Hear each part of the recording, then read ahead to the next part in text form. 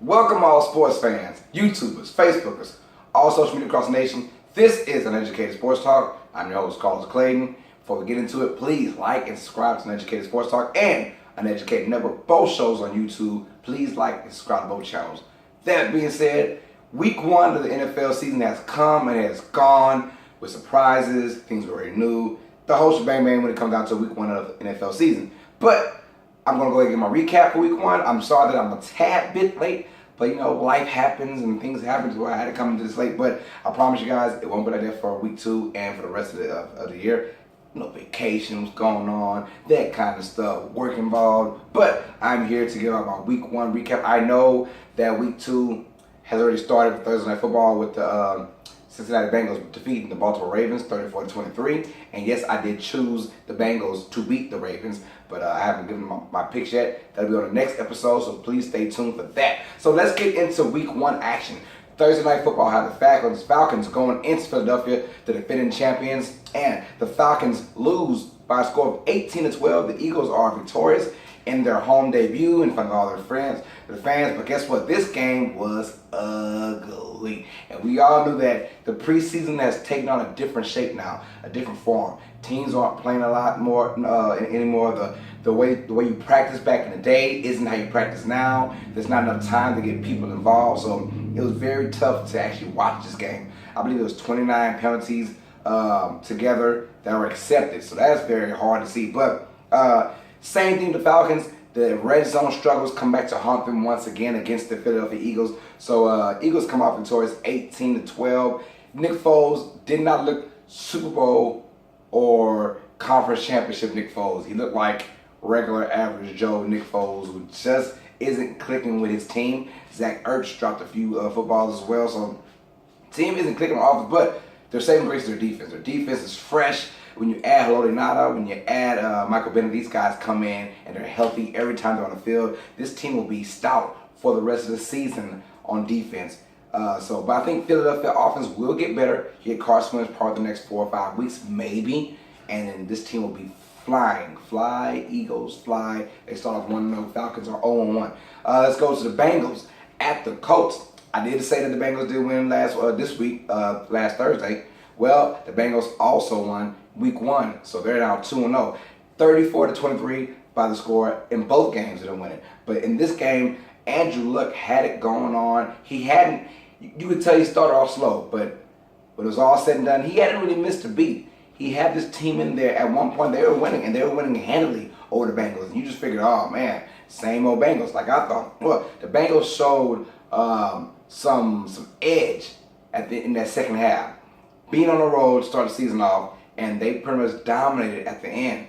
And Andy Dalton had a really decent game. And as long as they get some kind of run support and some kind of protection for Andy Dalton, this Bengals team could be nice. I mean, they're 2-0 already. I picked them to go, I believe, 5-11, so I'm way off the schedule right there. So, but the Colts lose this one, and they start off bad, and the defense is just horrible. It's going to be horrible. I thought they should have focused more on the defense in the offseason, but they chose to focus more on protecting Andrew Luck and helping themselves out. So, Bengals win 34-23. Next game, the Ravens at the Buffalo Bills. We all know that the Bills just are not good. Let's just be honest. This team isn't good, but we also figured that they'll be somewhat competitive. Well, that's not the case when they went to Baltimore.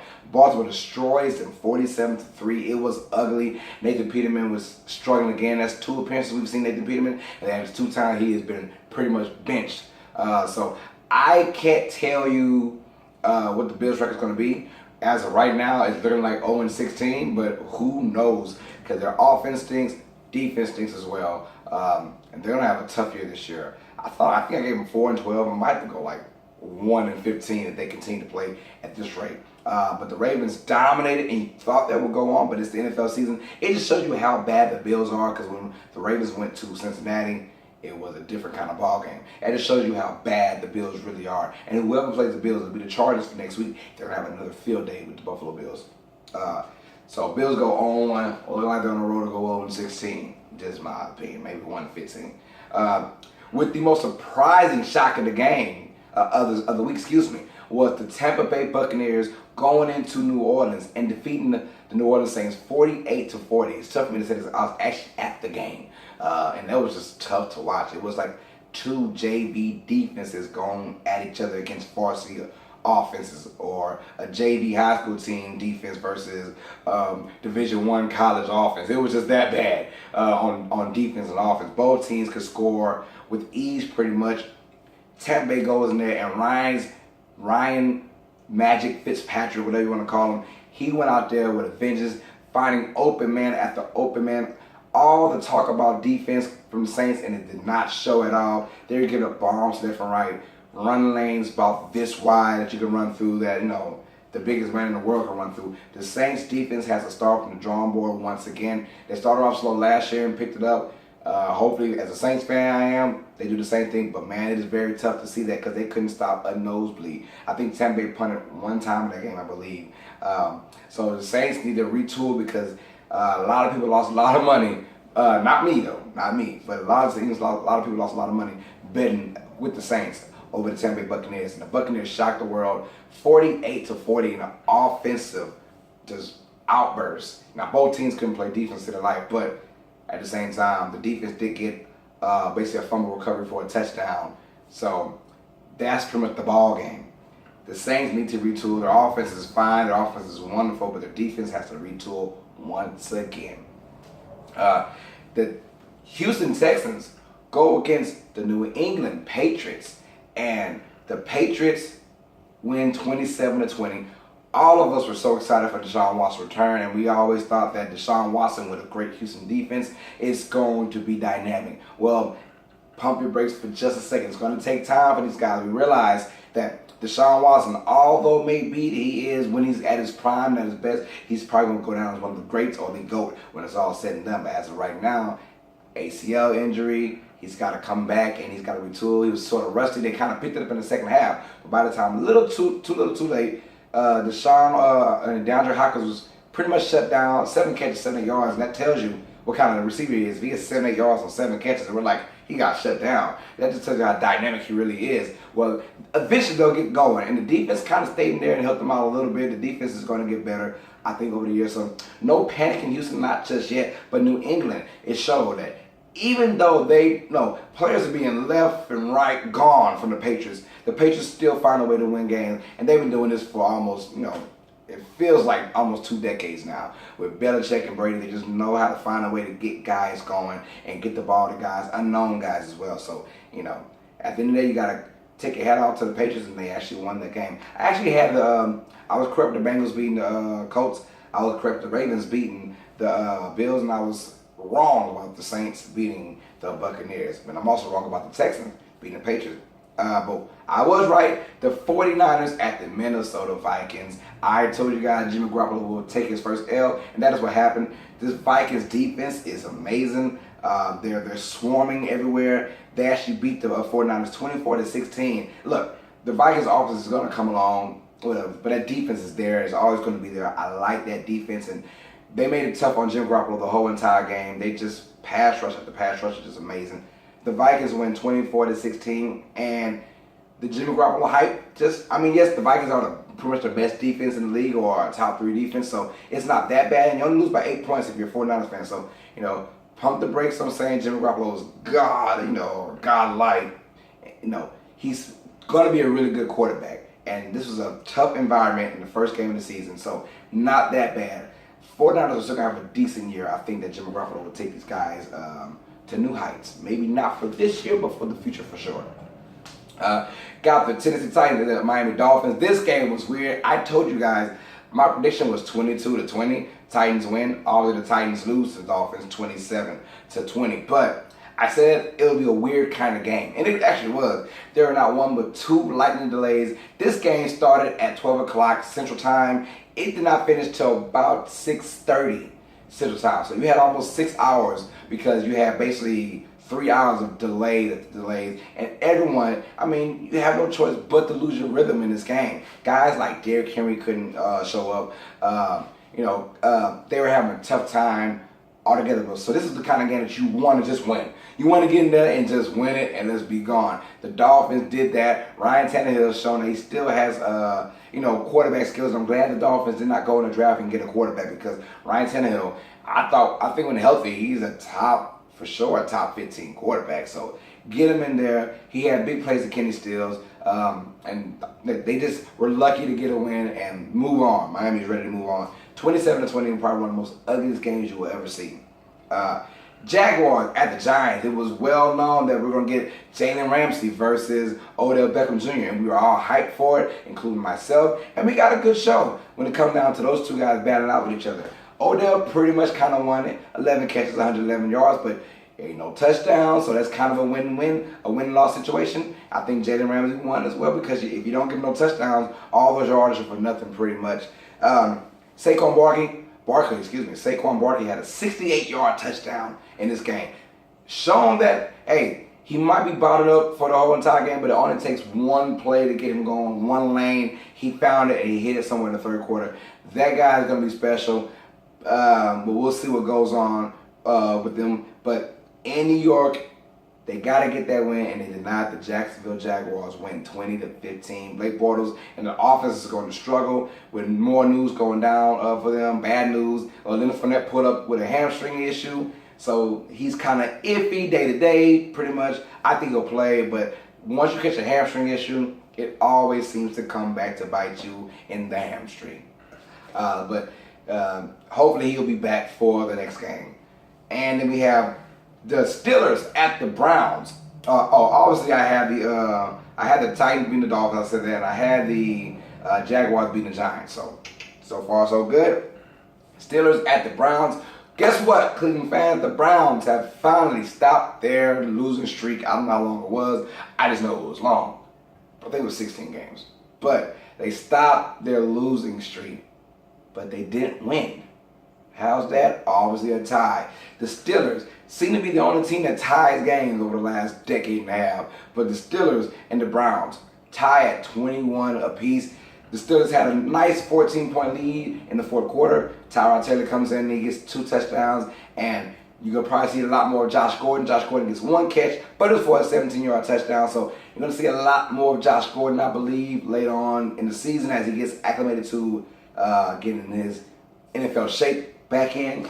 But this is a really good game. It was sloppy. The conditions were bad, which was kind of bad for the Steelers, to be honest. And Roethlisberger was getting picked off left and right. 6 total turnovers, and the Browns just could not capitalize on winning this game when they could have easily. It came down to field goals in overtime. Both teams missed field goals. And with the rule change of 10-minute quarters, a 10-minute overtime period, you're going to see a lot more ties down in the NFL if you get situations like this. Cleveland Browns, they stopped the losing streak, but they don't win. So hopefully things change. But the Cleveland Browns are going to be a really, really good team. I'm going to tell you that right now. And Pittsburgh, they're going to be good, but I'm still borderline on how great they're going to be. A lot of things got to change. So Chiefs at the Chargers was kind of a surprise game to me. I said that the Chargers, who were a lot of people's Super Bowl pick, and the Chargers, on paper, every year, they look like they're going to be the team to stop. And every year, they seem to disappoint, especially in the first couple games. Another home loss. I had the Chargers actually winning this game, and to disappoint me, they did. And they lose 38-28, but Tyreek Hill was just amazing. Tyreek Hill was just the little engine that could, and then some more. He does punt returns, sweeps, passes for 80-yard touchdowns. He is just dynamic, especially for fantasy owners. He is dynamic. So this guy here is a one-man wrecking crew. Pat Mahomes is coming in. He's slinging the rock. He has a lively arm, and they just won and beat the Los Angeles Chargers, And Los Angeles tried to make it a comeback. Too little, too late. And it seems like it's always that recipe for the Chargers. It's always too little, too late. They always seem to come on strong toward the end of the season, but too little, too late. Chiefs win 30-28. Cowboys at the Panthers. I had the Dallas Cowboys win this game. I was wrong about that as well. The Carolina Panthers take care of business at home, 16-8 in the defensive battle. Cowboys only scored 8 points, but you can tell that a lot of these teams are going to put in 8 or 9 guys in the box, and they're going to force Dak Prescott to throw that ball. Carolina did exactly the same thing. Ezekiel Elliott could not get anything going, and if he doesn't get things going, it's kind of tough for the Cowboys to actually win games. Dak Prescott has kind of showed his mediocrity, in my opinion.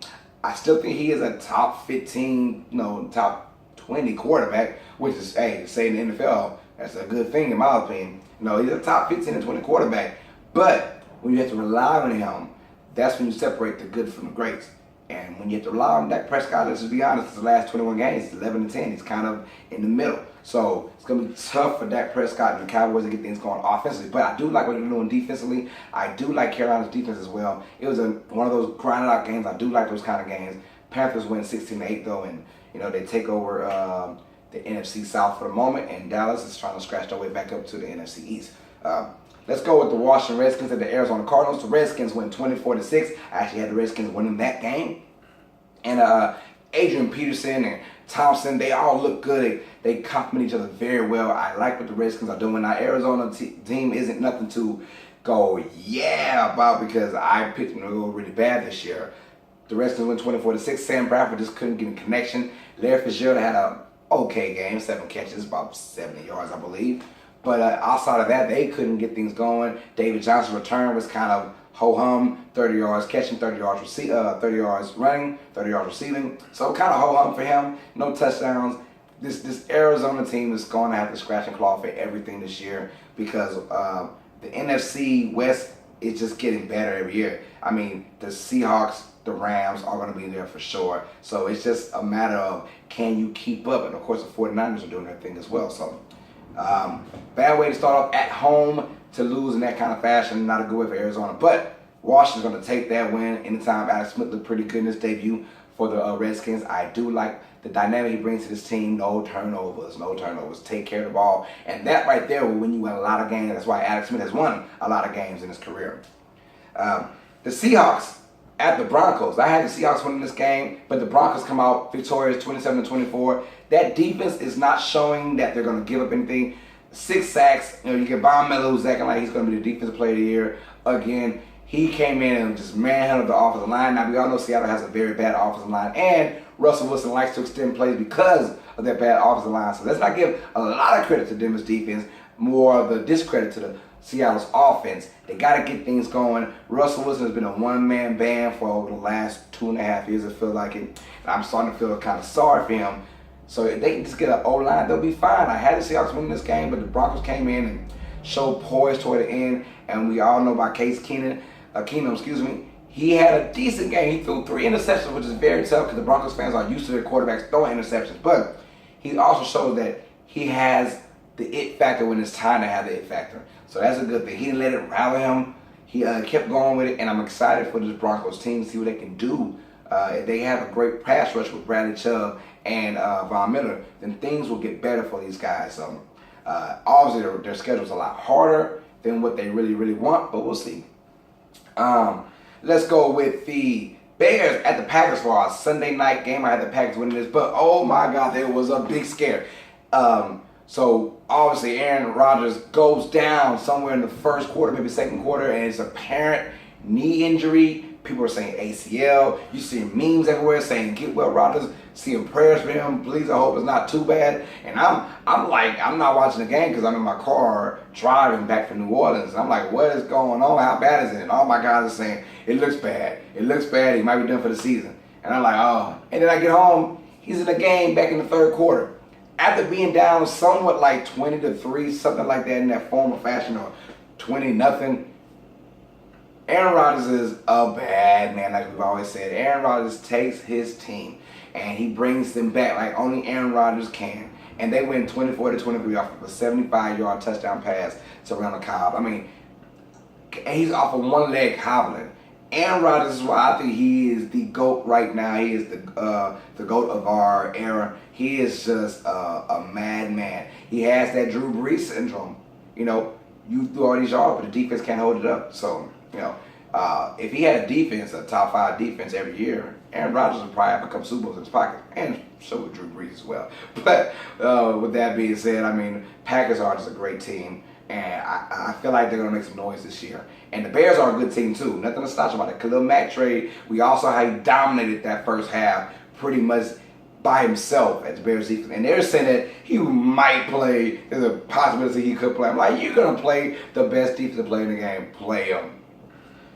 Monday Night Football, we had the New York Jets at the Detroit Lions, the first game of a doubleheader.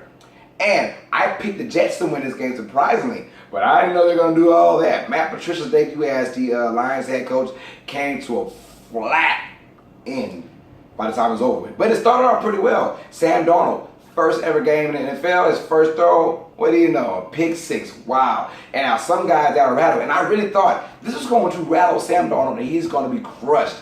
The man came out and he was poised. He didn't do anything spectacular. The team didn't do anything spectacular, but they put their will on Detroit's D-line and they basically murked them up, which is basically one of my slang words. They got murked up.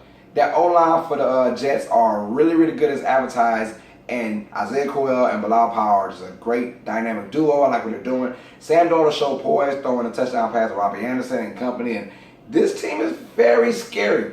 Now, before the season, I had them going like 8-8. So I think this team's going to make a little bit of noise this year and could possibly have a chance to go for the wild card game and be part of that. So the Jets went 48-17. The Lions were bad on all parts. Matt Stafford could not find anybody. They were bad on defense as well and bad on special teams with the Jets scoring punt return. So top to bottom, and now you have the players having friction with Matt Patricia. Matt Patricia might be one of those guys where he's just really good as a defensive coordinator and not as a head coach. The last 2 times we've seen him, his team has given up major points. 41 to the Eagles and now 48 to the New York Jets ball team. So, way to start your year, Matt Patricia. Welcome to head coach life. And the last game on our docket, the Los Angeles Rams traveled to Oakland to face off against the Raiders, who will be the Las Vegas Raiders in about 2 more years. This game was pretty tight in the third quarter, 13-13, and all of a sudden the Rams finally showed who they are. All that preseason guys got to get the reps in, and finally came back and said, we're pretty good now, let's go. And I had the Raiders winning this game, and they had a chance to. And you wonder why Marshawn Lynch didn't get the ball like he should. Only 11 carries, 41 yards, but every time he got the ball, he was opposing as well. Well, news came out that he was ill. Speaking of, Will rhymes with ill. Anyways, he was ill pretty much in the game. That's why they had him kind of spread out. But my thing is, you got to go ahead and you got to feed the beast. Feed him, because even though he was ill, he was still doing his thing. But John Gruden's got to get in touch with his 2003 self, something like that, and got to realize you got to run the ball to win the game. Run the ball to do damage. So I think the Raiders will be fine this year, but Los Angeles Rams are showing why they're the real deal. The defense started off slow, but then they picked up in the second half, and basically the team went on a 23-0 run. This defense is going to be scary, and maybe might start hopping on that Rams bandwagon. I'll put my brakes for now, though. Tough week 1 for me. I went 7-8-1. That is the ugly scale to go by. 7 wins, 8 losses, and 1 tie. So hopefully I do better next week. So with that being said, guys, please like and subscribe to Uneducated Sports Talk to see my show, Uneducated Sports Talk, and Uneducated Network. I'm your host, Clayton. With that being said, sports fans, you guys know what time it is. Comment down below. What do you feel about week 1? Who was your team, and how did they do? Let me know. So with that being said, stay smart, stay uneducated. Peace. Gotta get up, get out and do something.